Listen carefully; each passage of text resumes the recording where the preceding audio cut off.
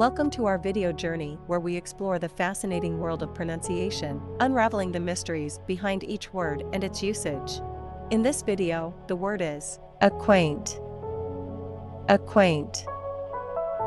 Acquaint. Acquaint is a verb that means to make someone aware of or familiar with something or someone, typically through introduction or contact.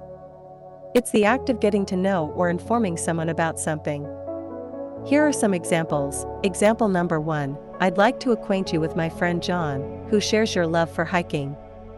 Why acquaint is used in example number 1. Acquaint signifies introducing someone to a new person. Example number 2, social media platforms have revolutionized how we can acquaint with people from all over the world. Why acquaint is used in example number 2. Acquaint is used in the context of connecting with others on social media. Stay tuned for more linguistic wonders and join us in unlocking the magic of language. Thanks for watching, and until next time, keep speaking, writing, and embracing the beauty of words.